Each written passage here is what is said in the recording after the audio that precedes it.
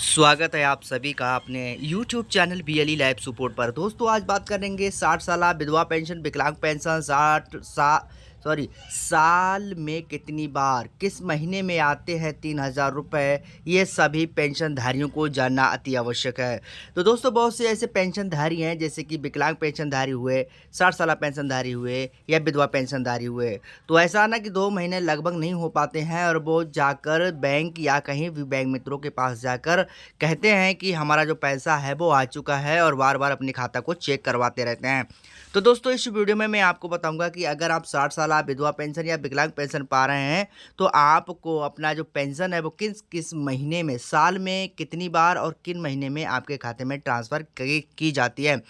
तो दोस्तों चलिए वीडियो को शुरू करने से पहले छोटी सी रिक्वेस्ट है, चैनल पर नए हैं चैनल को सब्सक्राइब कर दें, साथ-साथ बेल आइकन को प्रेस करके ऑल पर क्लिक कर दें ताकि दोस्तों ऐसे ही वीडियो आप तक सबसे पहले मिलते रहें। तो दोस्तों सबसे पहले मैं बात करूँगा यहाँ पर पेंशन योजना है क्या? अगर आप पहली बार वीडियो देख रहे हैं और पेंशन के बारे में आपको जानकारी नहीं है तो मैं आपको यहाँ पर बता दूँ कि पेंशन योजना क्या होती है। उत्तर प्रदेश सरकार द्वारा समाज के कमज़ोर वर्ग जैसे कि वृद्ध, 60 साल से ऊपर, विधवा महिलाएँ और विकलांग व्यक्ति जो आर्थिक सहायता देने के लिए हर महीने 1000 रुपये की पेंशन देते हैं। तो दोस्तों यहाँ पर जो है कि हाँ, अगर देश में बहुत ही आर्थिक तंगी की वजह से उन्हें पेंशन बनाई जाती है, जो बहुत ही गरीब स्तर के व्यक्ति होते हैं, चाहे 60 साल हुए, चाहे विधवा पेंशन ले रहे हों, चाहे विकलांग पेंशन ले रहे हों, तो उनके लिए अगर वो ज़्यादा से ज़्यादा गरीब व्यक्ति हैं, तो उन्हें सरकार जो है उनके लिए आर्थिक सहायता देती है। यह सहायता सीधे लाभार्थी के खाते में पीएफएमएस पोर्टल के माध्यम से भेजी जाती है। साल में पेंशन कब-कब आती है, तो चलिए ये भी मैं आपको यहाँ पर बताने वाला हूँ। तो उसके बाद दोस्तों यहाँ पर देखिए पेंशन एक बार में हर महीने नहीं आती है, यानी पेंशन जो है वो हर महीना नहीं आती है बल्कि 3 महीने की पेंशन एक साथ यानी त्रैमासिक भेजी जाती है। यानी साल में पैसा जो है वो आपको सिर्फ़ 4 बार ही आपके खाते में 1 साल में पेंशन का पैसा भेजा जाता है। उसके बाद तिमाही अवधि किस्त आने का संभावित महीना क्या-क्या है, तो ये भी हम बता देते हैं। इससे पहले मैं आपको बता दूँ कि दोस्तों यहाँ पर अगर 1 साल है, 1 साल में जो भी पेंशनधारी हैं, उन पेंशनधारी का पैसा जो है वो सिर्फ़ 4 बार ही उनके खाते में दिया जाता है।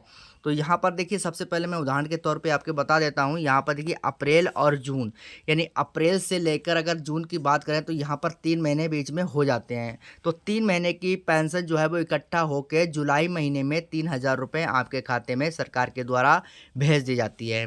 उसके बाद ऐसे ही अगर दोस्तों यहाँ पर जुलाई से और सितंबर की बात करें तो यहाँ पर भी दोस्तों 3 महीने बीच में गैप हो जाता है। तो 3 महीने की जो पेंशन है वो आपको यहाँ पर जुलाई से सितंबर तक की पेंशन आपको अक्टूबर में 3000 रुपये आपके खाते में सरकार के द्वारा भेजी जाती है। उसके बाद दोस्तों यहाँ पर अगली पेंशन जो है अक्टूबर और दिसंबर के बीच में भी यहाँ पर 3 महीने होते हैं। तो 3 महीने का जो पैसा है वो इकट्ठा होता है, यानी प्रति महीना आपको 1000 रुपये सरकार देती है। तो एक-एक हज़ार रुपये करके 3 महीने में आपका जो पैसा बनता है वो 3000 रुपये बनता है। तो यहाँ पर 3 महीने का पैसा आपको अगले महीने में भेज दिया जाता है। तो यहाँ से यहाँ तक देखेंगे तो हमारा 3 महीने कंप्लीट हो जाते हैं। तो तीसरी महीने का पैसा जो है हमारे अप्रैल महीने में 3000 रुपये हमारे खाते में सरकार के द्वारा भेजा जाता है। बात करें यहाँ पर थोड़ा-सा उदाहरण के तौर पर, तो मैं यहाँ पर आपको उदाहरण के तौर पर यहाँ बता देता हूँ। अगर अप्रैल और मई, जून की पेंशन है तो उसका 3 जुलाई में मिलेगा। तो मैंने आपको बताया कि अप्रैल, मई और जून यानी 3 महीना हो गए, तो 3 महीने की जो पेंशन है आपको जुलाई महीने में आपको 3000 रुपये मिलेंगी। उसके बाद कितनी राशि मिलती है? हर महीने में मासिक और तिमाही राशि तय है। योजना का नाम मासिक पेंशन, तिमाही पेंशन, ठीक है? उसका वृद्धावस्था पेंशन की अगर बात करें तो वृद्धा पेंशन हमें 1 महीने में 1000 रुपये दिए जाते हैं, प्रत्येक महीना 1000 रुपये। तो हमारा 3 महीने का पैसा इकट्ठा होकर हमें 3000 रुपये तीसरे महीने में हमारे खाते में ट्रांसफ़र हो जाता है।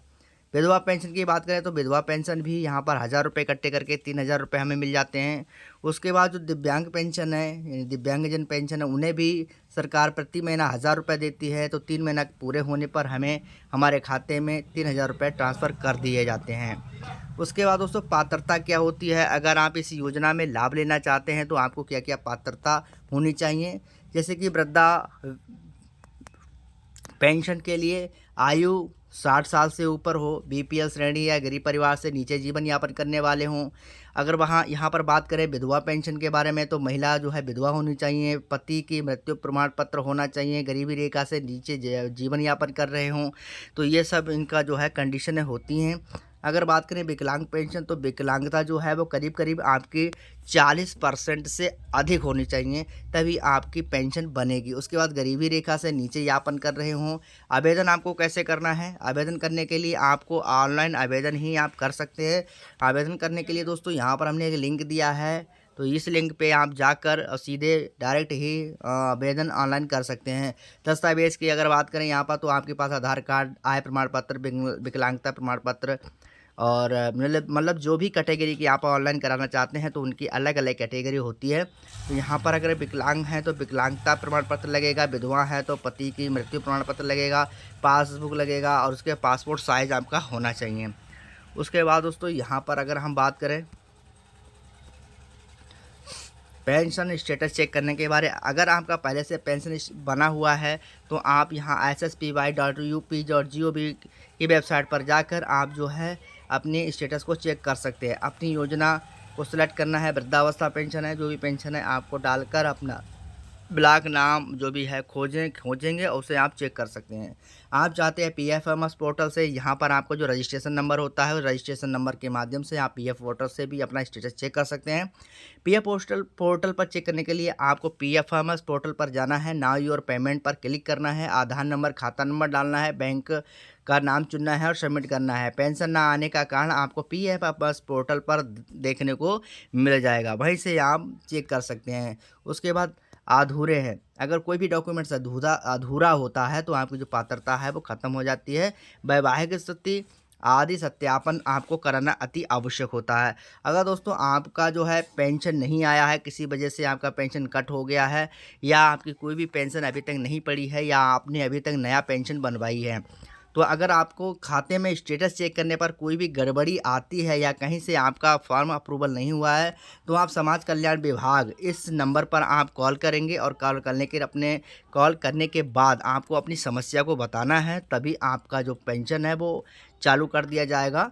अगर आप यहाँ से कॉल करेंगे तो आपको अगर संभवतः मान लीजिए आपका काम नहीं हुआ, तो आप अपने ज़िले के SDM ऑफिस या विकासखंड कार्यालय से भी आप संपर्क कर सकते हैं। तो दोस्तों मैं आशा करता हूँ वीडियो आपको पसंद आया होगा। वीडियो पसंद आया हो चैनल को सब्सक्राइब कर दें, ताकि दोस्तों हम रोज़ अपने चैनल पर रोज़ के अपडेट देते रहते हैं, नई योजना के बारे में बताते रहते हैं। दोस्तों चैनल को सब्सक्राइब, लाइक एंड शेयर करें दोस्तों। फिर मिलेंगे नेक्स्ट टॉपिक नए वीडियो के साथ, तब तक के लिए नमस्कार।